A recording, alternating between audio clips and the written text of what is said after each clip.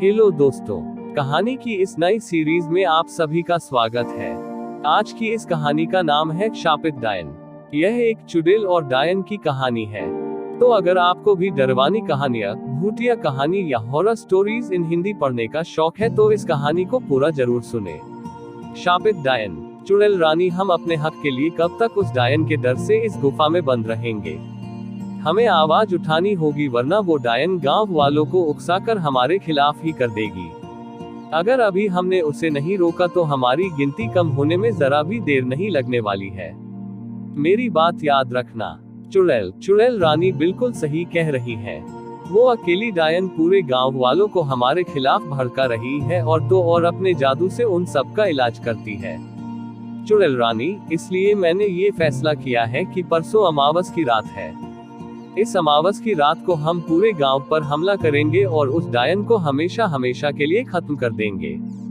हाँ, बाकी सब चुड़ैल एक साथ हाँ, हम बदला लेंगे। उस डायन को मटके में कैद कर देंगे। पूरे गांव वालों को फिर से अपना गुलाम बना लेंगे। हाँ, हम सब मिलकर उस डायन से बदला लेंगे। हाँ, बदला लेंगे। हाँ, बदला लेंगे।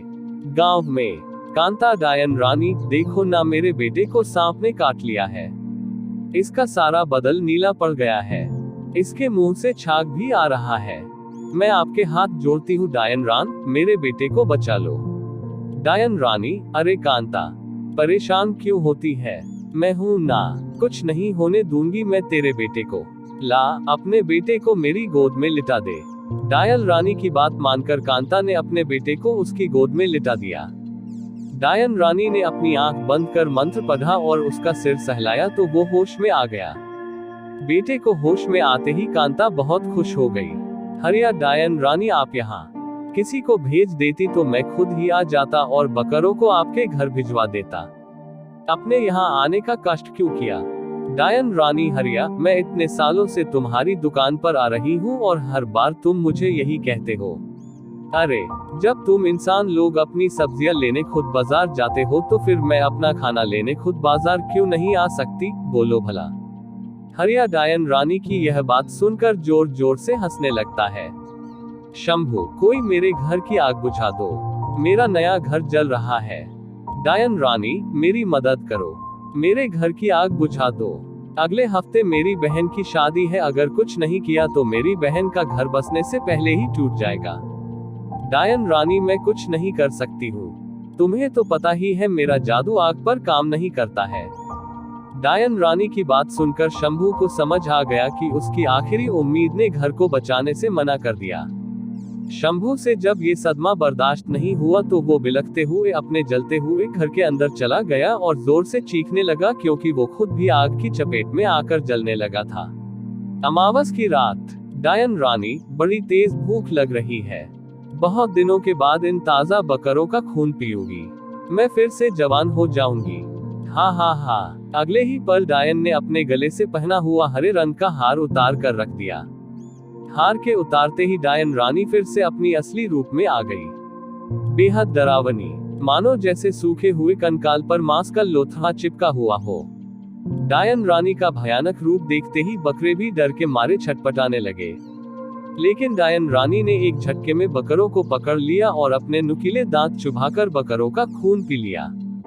बकरों का खून पीने के बाद डायन रानी ने अपना हार दोबारा पहनना चाहा, लेकिन वह हार चोरी हो चुका था।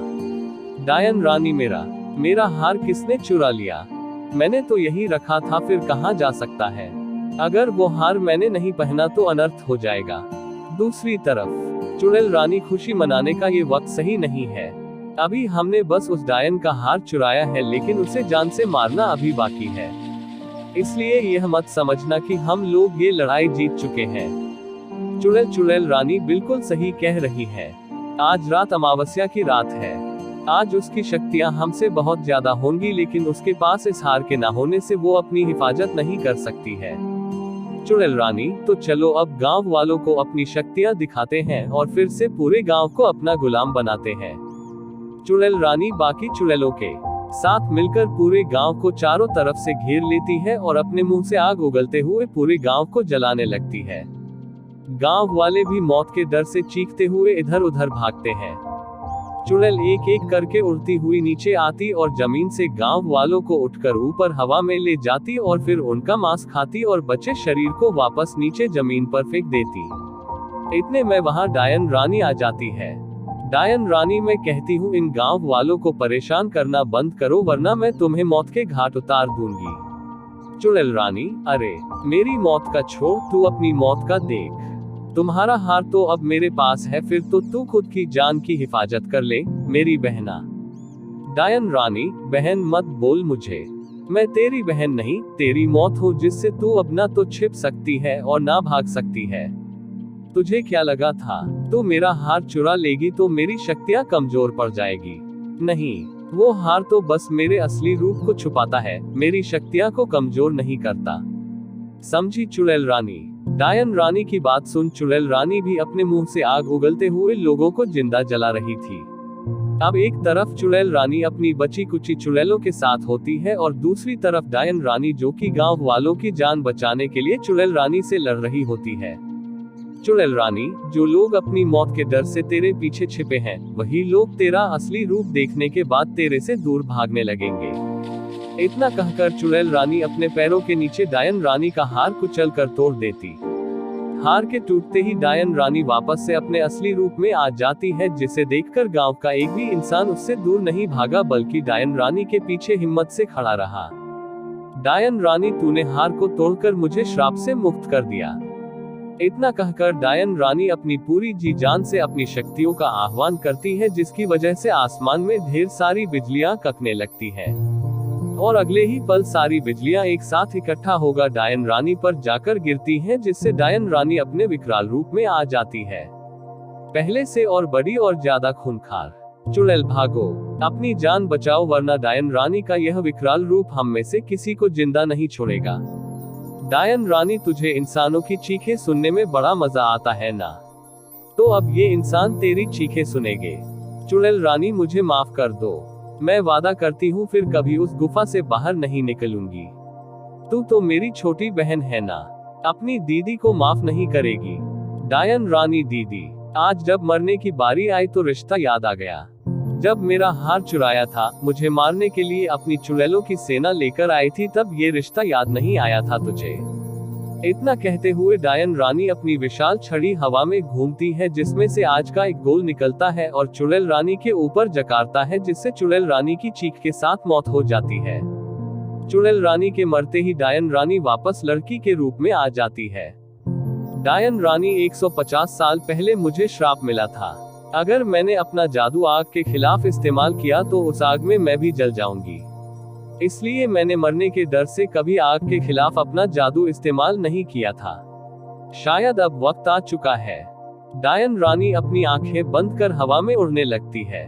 उसके होंठ लगातार मंत्र का उच्चारण कर रहे थे कि अचानक वह अपनी आंखें खोलती है और घरों में लगी हुई आग सीधे उड़कर डायन रानी के पास आ जाती है और उसे जलाने लगती है।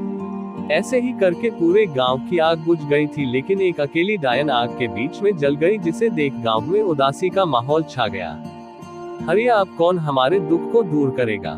कौन हमारे बच्चों की हिफाजत करेगा, उन्हें अच्छी बातें बताएगा?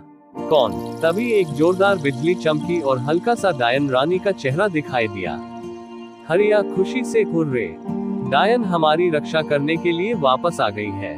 ये हॉरर स्टोरी आपको कैसी लगी, नीचे कमेंट में हमें जरूर बताएं। ऐसी और भी डरावनी कहानियां सुनाने के लिए हमें सब्सक्राइब करें।